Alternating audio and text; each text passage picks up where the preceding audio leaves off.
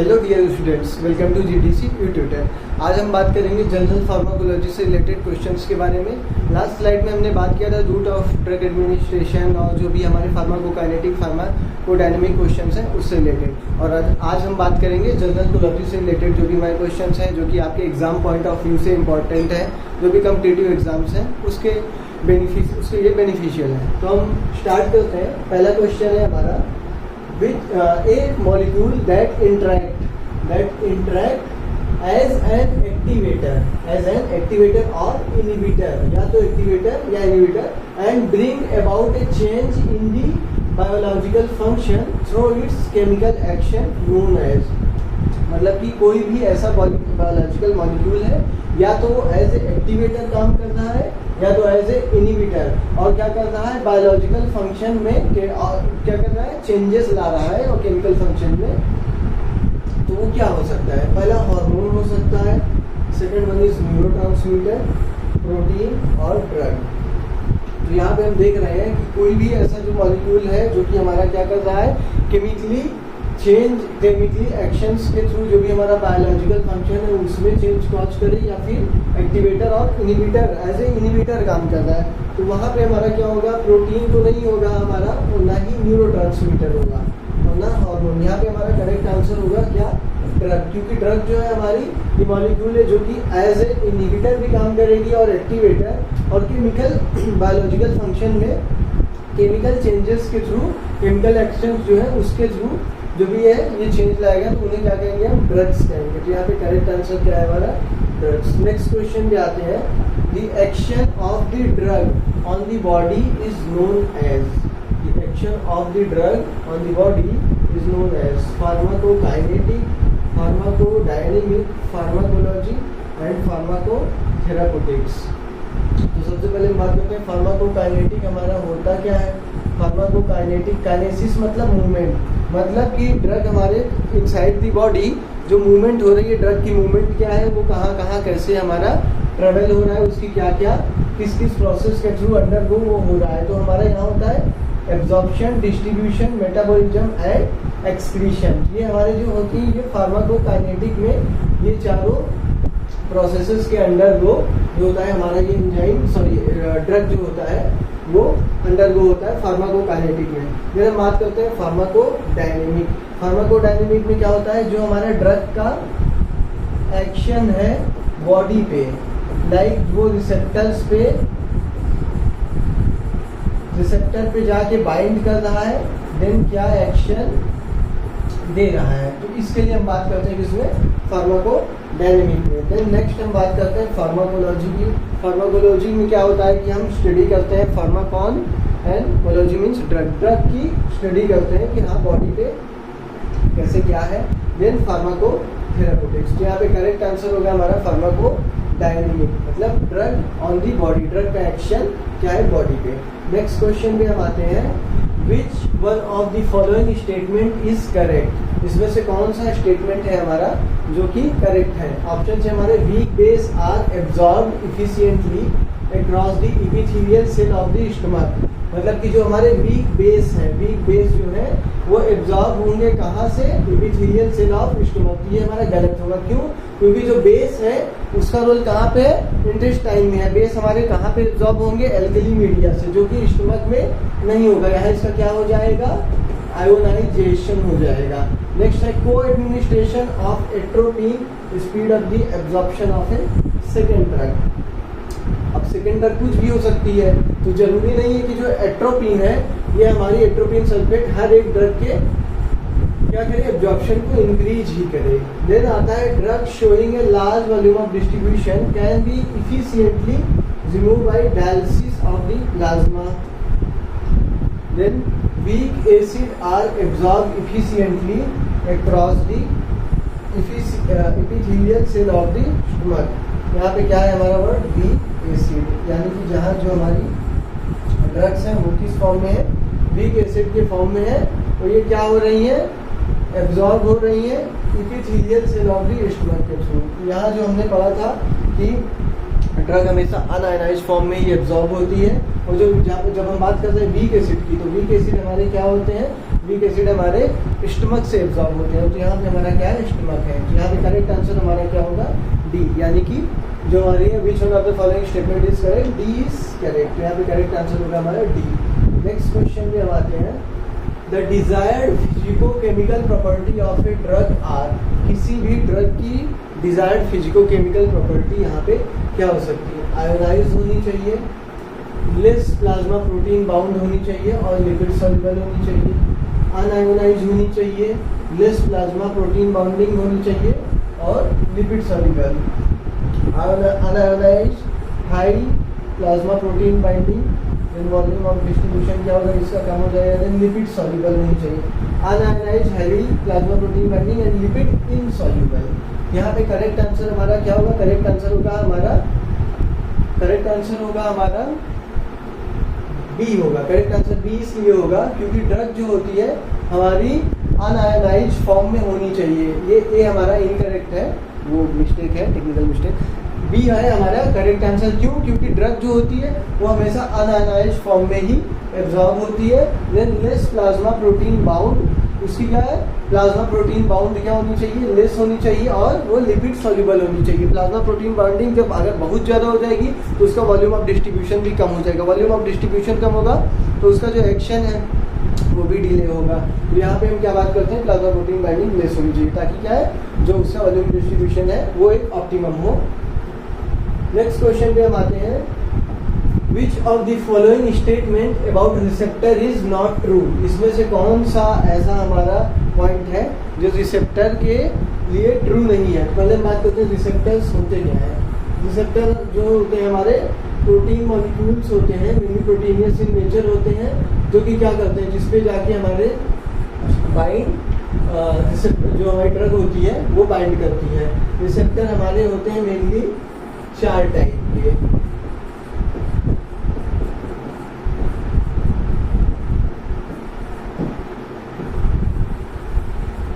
पहला होता है हमारा GPCR, जी प्रोटीन कपल रिसेप्टर।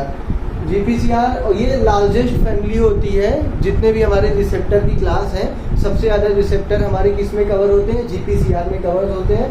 इसी को ही हम बोलते हैं मेटाबोट्रॉपिक या फिर हेप्टाहेलिकल या फिर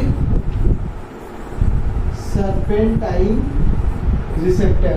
ये तीनों हम किसी को बोलते हैं, GPCR को।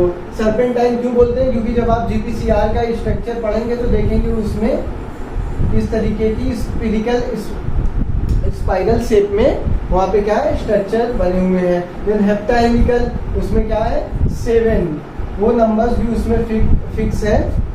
देन उसके बाद हम देखते हैं दूसरा क्या है, LGIC क्या है हमारा, लिगेंड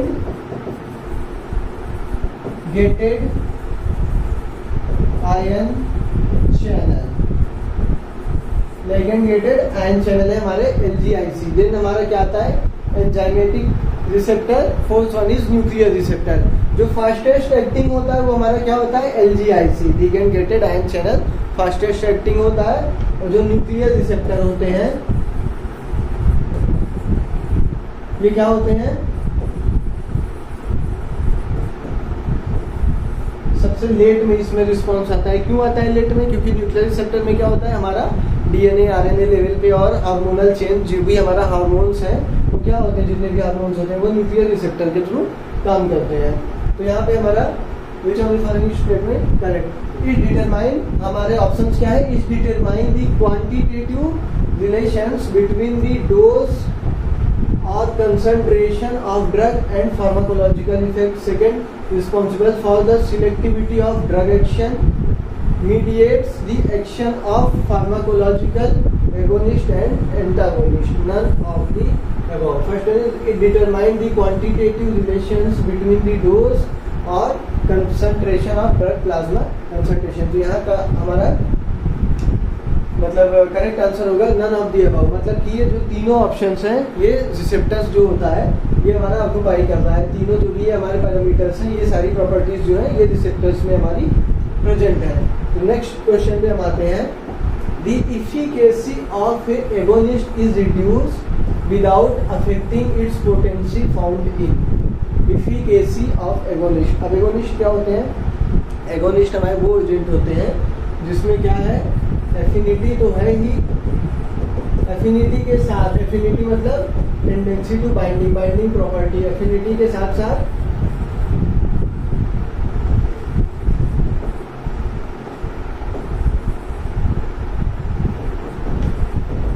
इंट्रिंसिक एक्टिविटी, एफिनिटी और इंट्रिंसिक एक्टिविटी दोनों हो, वो हमारे किस में होते हैं? वो एगोनिस्ट है। एंटागोनिस्ट में क्या होता है? एफिनिटी तो प्रेजेंट होती है एंटागोनिस्ट में, बट इंट्रिंसिक एक्टिविटी उसमें प्रेजेंट नहीं होती। Non competitive, competitive, non competitive and competitive.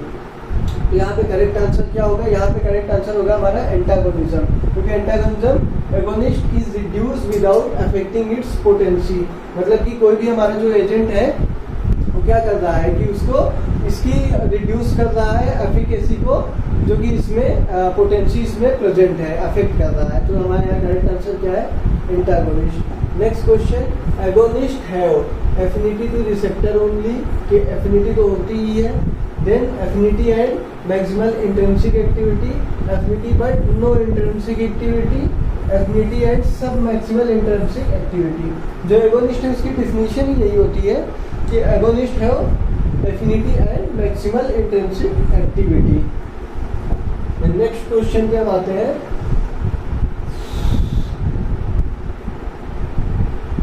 The IV administration of drugs are, जो आईवी मतलब हमारे क्या है? इंट्रावेनस जो हम ड्रग का एडमिनिस्ट्रेशन कर रहे हैं, क्या होता है? 100% वायलेबिलिटी होती है, रैपिड एब्जॉर्ब होता है, rapidly undergoes the first pass metabolism, rapidly excreted by renal excretion, rapidly absorb. जब भी हम आईवी की बात करते हैं, आईवी में हम सबसे पहली बात करते हैं 100% वायलेबिलिटी की, क्योंकि आईवी जो होती है वो क्या होती है? लीवर बाईपास होती है। क्या होती है? लीवर बाईपास, मतलब कि जो हमारी क्या है?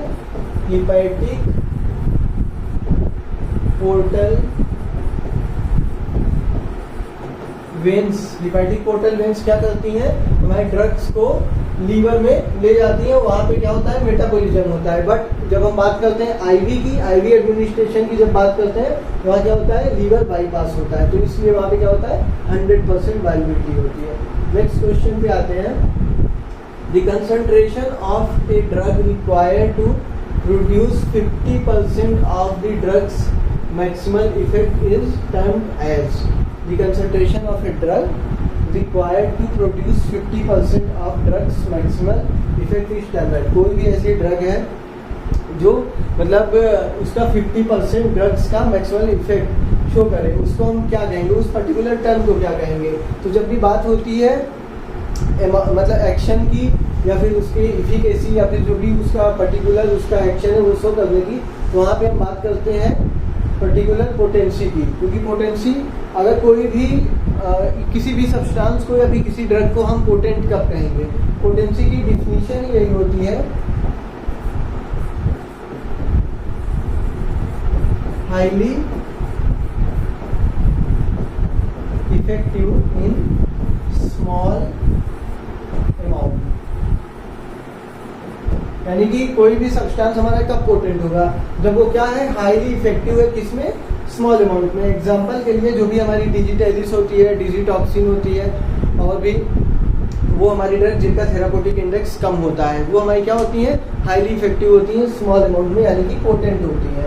नेक्स्ट क्वेश्चन पे हम आते हैं, for a drug given only the principal site of drug absorption is, कोई भी ड्रग अगर हम ओनली दे रहे हैं तो प्रिंसिपल साइट ऑफ एब्जॉर्प्शन हमारा क्या होगा? स्टमक की हम बात करते हैं तो स्टमक में मेनली हमारा क्या होता है?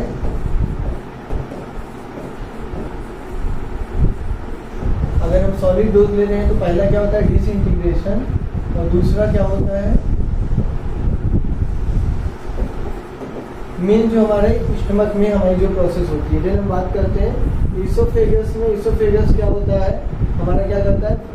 फूड पाइप, इसी के थ्रू ही हमारी क्या होती है? डोज या फिर ड्रग जो होती है क्या करती है? पहुंचती है हमारे जीआईटी में। फिर हम बात करते हैं लार्ज इंटेस्टाइन। लार्ज इंटेस्टाइन में मेन काम क्या होता है? लार्ज इंटेस्टाइन में हमारे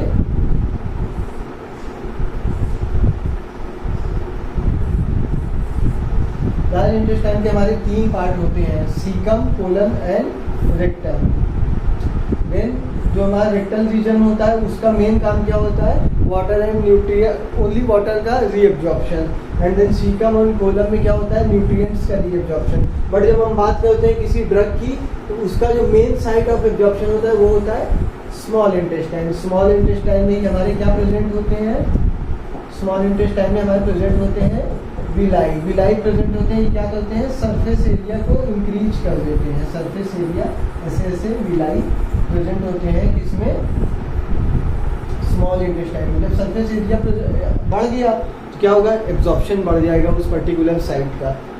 यहाँ पे करेक्ट आंसर हमारा क्या है? Small intestine. नेक्स्ट क्वेश्चन पे हम आते हैं, biotransformation of the drug में lead to all of the following except. Biotransformation मतलब क्या होता है? बायो ट्रांसफॉर्मेशन मतलब मेटाबॉलिज्म, मतलब किसी भी ड्रग का जो मेटाबॉलिज्म है वो हमारा क्या करेगा? इसमें से inactive metabolite to form an active drug. Inactive metabolite from an active drug, active metabolite from an active drug, active metabolite from an inactive drug, inactive metabolite from inactive drug. मतलब biotransformation of drug में lead to all of the following except. इसमें से कौन सा ऐसा point है जो कि बायो ट्रांसफॉर्मेशन उसमें अंडरगो नहीं होगा, बायो ट्रांसफॉर्मेशन नहीं करेगा? तो यहाँ पे जो जब हम देखते हैं इनएक्टिव मेटाबोलाइट से हमारी एक्टिव ड्रग, ये भी हमारा होता है मेटाबॉलिज्म में। एक्टिव मेटाबोलाइट से हमारी एक्टिव ड्रग्स भी होती हैं और एक्टिव मेटाबोलाइट से inactive drug. But inactive metabolite से कभी भी इनएक्टिव ड्रग नहीं होती। या तो हमारी ड्रग एक्टिव मेटाबोलाइट में रहेगी, वहाँ जाके इनएक्टिव हो जाएगी, लेकिन इनएक्टिव मेटाबोलाइट हम ले भी रहे हैं और वो क्या हो? इनएक्टिव ड्रग भी हो। ये फार्माकोलॉजिकली क्या हुआ? किसी यूजफुल है, सॉरी यूजलेस है, किसी भी तरीके का इसका कोई यूज ही नहीं। क्योंकि हम कोई भी चीज़ इनएक्टिव ले रहे हैं चलो ठीक है, लेकिन अगर वो इनएक्टिव ड्रग भी रहे, उसका कोई एक्शन भी ना आए तो कोई उसका पर्पज ही नहीं हुआ, लेने का कोई मतलब ही नहीं हुआ। तो यहाँ पे हमारा करेक्ट आंसर क्या होगा? D, inactive metabolite from inactive drug. Next question पे आते हैं, depot of the drug can B form by subcutaneous and intramuscular route, intravenous route, IV route, then subcutaneous route, intradermal and subcutaneous route। तो जो हमारी depot formation होती है वो हमारी किसमें होती है? वो हमारी होती है सबक्यूटेनियस में और इंट्रामस्कुलर में। क्या करेक्ट आंसर है हमारा? ए। नेक्स्ट क्वेश्चन पे आते हैं, conjugation of a drug with glucuronic acid via glucuronosyl transferase which result in all of the following except। जो भी हमारा कॉन्जुगेशन हो रहा है ग्लूकोरोनिक एसिड और ग्लूकोरोनोसिल ट्रांसफरेज में, उसमें ये सारे रिजल्ट आएंगे एक्सेप्ट किसका? Production of A more water soluble moiety that is more easily excreted. हम देखते हैं कि फेज 2 में या फिर चाहे फेज 1 हो, कोई भी ड्रग होती है इसलिए किया जाता है ताकि उसका क्या हो? उसका एक्सक्रीशन इजिली हो सके, वो क्या हो जाए? वाटर सोल्यूबल हो जाए, water soluble. Next, A drug with a different pharmacological mechanism of action, मतलब कि कोई भी ड्रग है उसका फार्माकोलॉजिकल एक्शन ही चेंज हो जाएगा अगर वो इस फेज के थ्रू जाएगी।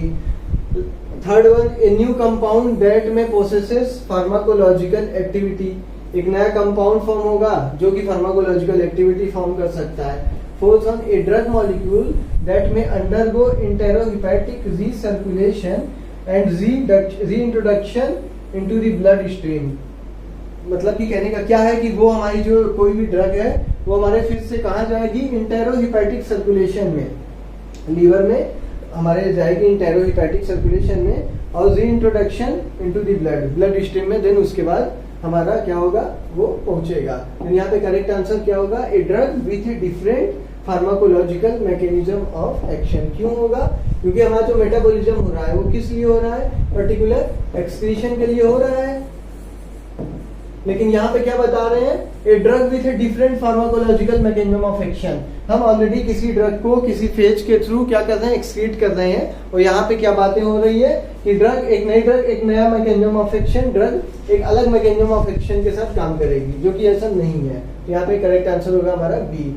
नेक्स्ट क्वेश्चन पे आते हैं, father of modern pharmacology is, modern जो फार्माकोलॉजी उसके फादर कौन है, जी हम सभी ने पढ़ा है, ओस्टवाल्ड स्कीनबर्ग साहब हैं, ये कि जो है मॉडर्न फार्माकोलॉजी जो है इसके फादर हैं। देन अलेक्जेंडर फ्लेमिंग हमारा पेनिसिलिन की खोज की थी इन्होंने। नेक्स्ट क्वेश्चन पे हम आते हैं, करेक्ट आंसर होगा हमारा ए, ओस्टवाल्ड स्कीनबर्ग। अगर ये पूछता है हाँ Indian father of Indian pharmacology, तो आप लोगों ने पढ़ा होगा डॉक्टर आर.एन. चोपड़ा सर, ये थे जो कि फादर ऑफ इंडियन फार्माकोलॉजी थे। और पॉल इनजिच क्या थे, पॉल इनजिच ने क्या किया था, इन्हें father of anti microbial agent, यानी कि इन्होंने सबसे पहले ही बताया था एंटी माइक्रोबियल एजेंट्स के बारे में, एंटी माइक्रोबियल डाई इन्होंने सबसे पहले बनाई थी। सिफिलिस डिजीज के बारे में भी सबसे पहले पॉल इनरिच सर ने ही बताया था। देन अलेक्जेंडर फ्लेमिंग हम बात कर ही चुके हैं, penicillin none of the above. Correct answer है हमारा सर रामनाथ चोपड़ा जी ही हैं father of Indian pharmacology. Next question पे हम आते हैं, all of the following concerning the blood brain barrier triple B and the passage of drug from the systemic circulation to CSF cerebrospinal fluid is true except. इसमें से हमारे सारी चीजें triple B के बारे में क्या है, सही है, except ionised drug are likely to cross the CSF than unionised drug, मतलब कि जो हमारी आयोनाइज्ड ड्रग है वो हमारी CSF को इजिली क्रॉस कर सकती है as compare to unionised drug. फिर हमारा नेक्स्ट क्या है, the higher the lipid solubility of a drug the more likely it will cross the CSF cerebrospinal fluid, मतलब कि जो हमारी ड्रग है जितनी ज्यादा उसकी लिपिड सॉल्युबिलिटी होगी वो सेरेब्रोस्पाइनल फ्लूइड यानी कि CSF को उतना ही इजिली क्या करेगा, सॉल्यूट क्या करेगा, पेनिट्रेट कर पाएगा, उतना ही इजिली क्रॉस कर पाएगा। देन नेक्स्ट हम बात करते हैं, inflammation of the meninges improve the likelihood that drug will cross the triple B as compared to the uninflamed state। मतलब क्या है कि जो हमारी मेनिंजिस होते हैं उनमें अगर इन्फ्लेमेशन है तो वो क्या करेंगे, इंक्रीज करेंगे ट्रिपल बी में जो ड्रग है उसको क्रॉस करने को एज कंपेयर टू अनइन्फ्लेम्ड स्टेट, या फिर ऑल ऑफ द अबव। तो यहाँ पे करेक्ट आंसर होगा हमारा ionised drug are likely cross into the CSF then unionised drug, यानी कि ये जो ऑप्शन है ये ऑप्शन गलत है। CSF या फिर हमारी जो ट्रिपल बी है उसके बारे में, ब्लड ब्रेन बैरियर के बारे में ये ऑप्शन गलत है कि हमारी आयोनाइज्ड ड्रग है वो भी हमारा ट्रिपल बी क्रॉस कर सकती है। हमने पहले भी कई बार डिस्कस किया है कि जो भी हमारी ड्रग है हमेशा अनआयोनाइज्ड फॉर्म में रहेंगी, आयोनाइज्ड फॉर्म में हुई कि नहीं उसमें चार्ज डेवलप हो जाएगा, और अगर उस पर चार्ज डेवलप हो गया तो मेम्ब्रेन को पेनिट्रेट नहीं कर पाएंगी। नेक्स्ट क्वेश्चन पे आते हैं, when the same dose of a drug is repeated at half life interval the steady state plasma drug concentration is reached after, मतलब कि अगर किसी ड्रग को उसके सेम हाफ लाइफ पे, मतलब कांस्टेंट हाफ लाइफ पे हम बार बार दे रहे हैं तो क्या होगा कि वो ड्रग स्टेडी स्टेट कंसंट्रेशन को फॉलो कर लेगी। ठीक है, स्टेडी स्टेट कंसंट्रेशन को फॉलो करेगी। तो हम क्या देख रहे हैं, कोई ड्रग है हमारी और उसका टी हाफ, सपोज जो भी है एक्स है वाई है, उसको हम दे रहे हैं first T half, second T half, third T half, fourth T half, fifth T half.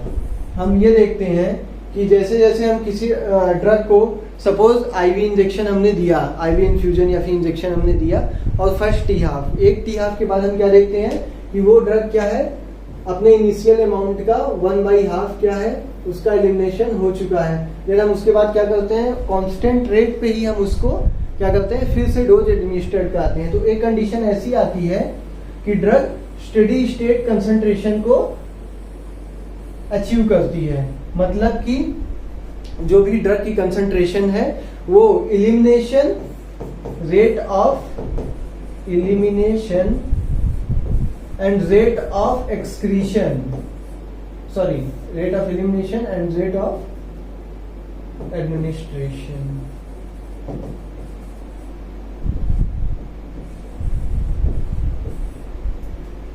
जिस रेट से हमारी बॉडी में दवा जा रही है उसी के इक्वल टू ही दवा हमारी इलिमिनेट भी हो रही है। स्टेडी स्टेट कंसंट्रेशन में ये होता है। और स्टेडी स्टेट कंसंट्रेशन को ऑब्टेन करने के लिए किसी भी ड्रग को कितना हाफ लाइफ लगेगा, कितनी हाफ लाइफ बाद हम उसको एडमिनिस्टर करेंगे, 3 to 2 to 3, 4 to 5, 6 to 7, 8 to 10। तो यूजुअली क्या होता है, 5 हाफ लाइफ जो होती हैं, 5 टी हाफ जो होता है वो हम क्या होता है कि स्टेडी स्टेट कंसंट्रेशन ऑब्टेन करने में किसी भी ड्रग का लगता है। तो यहाँ पे हमारा क्या आंसर होगा, 4 to 5 half life. Incorrect answer is B. Next question पे हम आते हैं, effect of drug on micro organism and parasite is. किसी भी ड्रग का माइक्रो ऑर्गेनिज्म और पैरासाइट पे इफेक्ट क्या कहलाएगा, टॉक्सिकोलॉजी मतलब स्टडी ऑफ टॉक्सिक जो भी हमारे सब्सटेंस हैं, ओंकोलॉजी जितने भी हमारे ओंकोजीन्स हैं मतलब क्या है जो कैंसर कॉज करेंगे, वहां पे हम बात करते हैं ओंकोलॉजी की। देन माइकोलॉजी, फंगस की जब हम बात करते हैं वहां हम बात करते हैं माइकोलॉजी की। देन हमारा क्या आता है, कीमोथेरेपी। कीमोथेरेपी में क्या होता है, हमारे जितने भी एंटी माइक्रोबियल एजेंट्स आते हैं हमारे किस में आते हैं, कीमोथेरेपी में आते हैं। नेक्स्ट तुम्हारा आंसर क्या होगा, कीमोथेरेपी मतलब कि जो भी हमारी ड्रग है माइक्रो ऑर्गेनिज्म और पैरासाइट पे काम करती है वो हमारी क्या कहलाएंगी, कीमोथेरेपेटिक एजेंट कहलाते हैं। नेक्स्ट क्वेश्चन है, drug use in rare disease. हमने लास्ट क्लास में भी डिस्कस किया था रेयर डिजीज के बारे में, जैसे हमारा माइग्रेन हुआ, क्लाइंटफेल्टर सिंड्रोम हुआ, तो ये सारी हमारी किसमें आती है, रेयर डिजीज में। अब रेयर डिजीज में कौन सी ड्रग यूज करते हैं, एनाल्जेसिक पेन में, एंटीवायरल आपके वायरल इन्फेक्शन में, एंटीबायोटिक आपके किसी भी तरीके के माइक्रोबियल इन्फेक्शन में, ऑर्फेन ड्रग हमारी क्या होती है, जो भी हमारे रेयर डिजीज में यूज होते हैं वो हमारे होती हैं ऑर्फेन ड्रग। एग्जांपल के लिए जैसे आपका सुमाट्रिप्टन हमारा यूज किस में होता है, माइग्रेन में यूज होता है। माइग्रेन को मिस्टीरियस डिसऑर्डर भी बोलते हैं। मिस्टीरियस मतलब इसका एग्जैक्ट क्या रीजन है, एग्जैक्ट क्या कॉजेज हैं वो नोन नहीं है, तो इसलिए मिस्टीरियस डिसऑर्डर भी बोलते हैं। तो यहाँ पे हमारा क्या एक ड्रग है हमारी सुमाट्रिप्टन, ड्रग ऑफ चॉइस होती है ये माइग्रेन की। देन हमारी क्या है, माइग्रेन में ये यूज होती है। नेक्स्ट क्वेश्चन पे आते हैं, आंसर है हमारा orphan drugs. Next question, first pass metabolism occurs in brain, liver, kidney, all of them. First pass metabolism हमारा किसके थ्रू होता है, हमने पहले भी बात की थी, hepatic portal veins. Hepatic portal veins हमारी क्या कराती हैं, लीवर में फर्स्ट पास मेटाबॉलिज्म कराती हैं। तो करेक्ट आंसर हमारा यहाँ पे क्या है, लीवर। नेक्स्ट क्वेश्चन पे आते हैं, ratio of LD50 upon ED50, इसी को हम बोलते हैं थेराप्यूटिक इंडेक्स। क्या, थेराप्यूटिक इंडेक्स। थेराप्यूटिक इंडेक्स हमारा रिप्रेजेंट किसको करता है, किसी भी ड्रग की सेफ्टी को थेराप्यूटिक इंडेक्स हमारा रिप्रेजेंट करता है। LD50 और ED50 यहाँ क्या है, LD50 हमारा है लीथल डोज। अब LD50 को डिफाइन कैसे करेंगे, किसी भी पॉपुलेशन पे लाइक हमने 100% पॉपुलेशन है, 100% है या 100 लोग हैं, अगर कोई ड्रग सपोज कोई ड्रग है उसमें 50 लोग पे लीथल इफेक्ट शो कर रही है, 50% पॉपुलेशन पे लीथल इफेक्ट शो कर रही है, तो उसका जो हमारा LD50 है वो हमारा क्या होगा, वो हमारा शो कर रहा है LD50 को। देन हम ED50 की क्या बात करते हैं, ED50 हमारा शो करता है इफेक्टिव डोज को। इफेक्टिव डोज यानी कि क्या, मतलब वो अपना फार्माकोलॉजिकल एक्शन जो भी हमारा नेसेसरी एक्शन है वो हमारा शो करता है, वो हमारा क्या होता है ED50 यानी कि इफेक्टिव डोज। देन हमारा क्या ये शो करता है टॉक्सिसिटी इंडेक्स, हमारा जो रेशियो ऑफ ED50 और ED50 क्या करता है toxicity index, therapeutic index, environmental index, safety index, ये क्या करता है थेराप्यूटिक इंडेक्स हमारा शो करता है। अब हम बात करते हैं कि अगर किसी भी ड्रग का थेराप्यूटिक इंडेक्स ज्यादा है कम है तो फिर क्या इफेक्ट पड़ेगा। अगर किसी भी ड्रग का थेराप्यूटिक इंडेक्स क्या है हाई है, ज्यादा है, तो उस केस में ड्रग हमारी क्या होगी सेफ होगी। और थेराप्यूटिक इंडेक्स अगर हमारा लो है तो हमारी ड्रग क्या होगी टॉक्सिक। एग्जाम्पल के लिए हम क्या लेते हैं, सपोज पैरासीटामॉल की एक दिन में हम 2 ग्राम तक की डोज ले सकते हैं। 500 mg की अगर 4 टेबलेट भी ली जाए तब तक वो हमारा क्या है सेफेस्ट है, तो उसके आगे वो सेफेस्ट नहीं होगा, बट मैक्सिमम 2000 मिलीग्राम तक की डोज ली जा सकती है। इसका मतलब क्या है, मतलब ज्यादा अमाउंट में ली जा सकती है, इसका मतलब थेराप्यूटिक इंडेक्स हाई है, थेराप्यूटिक इंडेक्स हाई है, नैरो नहीं है। अब थेराप्यूटिक इंडेक्स जो नैरो है लाइक हमारी क्या है डिजिटैलिस, फिनोबार्बिटोन, जो भी हमारी नार्कोटिक्स ड्रग है क्या होती है ये पोटेंट होती है, highly effective in small amount. Okay, तो ये क्या होती है हमारी और लीथल डोज, इनकी लीथल जो होता है ये lethal dose as compare to other toxic होती हैं। क्यों, क्योंकि क्या होता है इनका थेराप्यूटिक इंडेक्स क्या होता है, थेराप्यूटिक इंडेक्स इनका क्या होता है नैरो होता है। डिजिटैलिस हुआ, डिजिटॉक्सिन हुआ, देन उसके बाद फिनोबार्बिटोन, सिकोबार्बिटोन, पेंटोबार्बिटोन, मॉर्फिन हुआ, ये सारे जितने भी CNS एक्टिंग ड्रग्स हैं, हेलुसिनेशन कॉज कर रहे हैं या फिर कोई भी हमारी जनरल एनेस्थेटिक्स हुए, वो सब क्या होते हैं हमारे, उनका थेराप्यूटिक इंडेक्स क्या होता है नैरो होता है। ये चीज याद रखिएगा। और थेराप्यूटिक इंडेक्स हमारा क्या शो करता है, थेराप्यूटिक इंडेक्स हमारा रिप्रेजेंट करता है किसी भी ड्रग की सेफ्टी को। हमारे यहाँ करेक्ट आंसर हुआ therapeutic index, ratio of LD50 और ED50 को बोलते हैं। नेक्स्ट क्वेश्चन है हमारा higher dose requirement of a drug to produce given response is.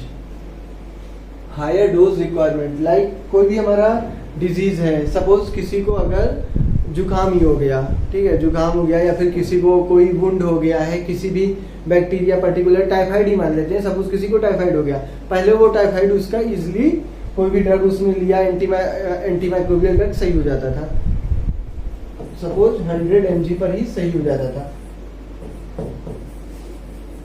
Typhoid में। अब उसी डिजीज को ठीक करने के लिए अब 500 mg हम ड्रग दे रहे हैं, यहाँ क्या हुआ हायर अमाउंट दे रहे हैं as compare to previous time, पहले की तुलना में अब हम ज्यादा अमाउंट ऑफ ड्रग दे रहे हैं। तो यहाँ पे क्या है options, dependence, tachyphylaxis, tolerance, vigilance. Dependence तब होता है जब पर्टिकुलर किसी एक ड्रग या किसी एक एजेंट के बिना कि आप डिपेंडेंट हो जाओ, उसका एडिक्शन हो जाए, उसकी डिपेंडेंस हो जाए। एग्जाम्पल के लिए कुछ लोग आप देखेंगे, कुछ पुराने लोग होते हैं, अगर वो निकोटीन तंबाकू ना खाएं तो क्या करते हैं, सुबह उनको पेट साफ नहीं होता, क्या होता है मोशन क्लियर नहीं होता, तो वो उनका क्या है वो डिपेंडेंस हो गई है उनकी उस पे। देन टैकीफाइलेक्सिस का यहाँ पे आपका कोई रोल नहीं है। देन हम बात करते हैं टॉलरेंस की। टॉलरेंस क्या होता है, मतलब आपका रेजिस्टेंस डेवलप हो जाना, क्या होता है रेजिस्टेंस डेवलप हो जाना। तो टॉलरेंस में क्या होता है, लाइक पहले हमारा कोई रिस्पॉन्स आ रहा था 100 mg पे, तो अब वहां पे रेजिस्टेंस डेवलप हो गया है, इसलिए अब आ रहा है रिस्पॉन्स 500 mg पे, यानी कि क्या हो गई डोज हमारी क्या हो गई बढ़ गई है। अब वो रेजिस्टेंस या फिर टॉलरेंस डेवलप होने के कई कॉज हो सकते हैं, चाहे बैक्टीरियल कॉज हो सकता है या फिर अल्टरनेटिव पाथवे भी हो सकते हैं, ये सारा। यहाँ पे करेक्ट आंसर होगा हमारा टॉलरेंस। नेक्स्ट क्वेश्चन पे हम आते हैं, idiosyncratic reaction of a drug can be due to genetic variation, can't be attributed to drug allergy, is different from usual effect, all of the above। तो आपने पढ़ा होगा इडियोसिंक्रेटिक रिएक्शंस क्या होते हैं। इडियोसिंक्रेटिक रिएक्शन में क्या होता है, ये तीनों चीजें होती हैं, लाइक ये डिफरेंट यूजुअल इफेक्ट जो होता है, नॉर्मली हम कोई ड्रग ले रहे हैं उसका अलग इफेक्ट होगा, बट इडियोसिंक्रेटिक में क्या होगा हमारा एडवर्स इफेक्ट अलग ड्रग का शो होगा। Can be attributed to drug allergy, then can be due to genetic variation. Genetic variation भी आपका इडियोसिंक्रेसी का कॉज होता है और जेनेटिक वेरिएशन की वजह से भी हो सकता है। तो आज हमने बात की है जितने भी हमारे जनरल कोलॉजी से रिलेटेड क्वेश्चंस हैं जो एग्जाम पॉइंट ऑफ व्यू से इंपॉर्टेंट हैं, तो आप ये सारे क्वेश्चंस को हमेशा इनके कॉन्सेप्ट को क्लियर रखिए और अच्छे से तैयारी करिए अपने एग्जाम के बारे में। और नेक्स्ट टॉपिक हम एक बहुत ही इंटरेस्टिंग टॉपिक लेने वाले हैं जो कि हमारा होगा एएनएस से रिलेटेड, ऑटोनॉमिक नर्वस सिस्टम। तो हम मिलते हैं नए टॉपिक के साथ नेक्स्ट टाइम। तब तक के लिए thank you so much and all the best dear students.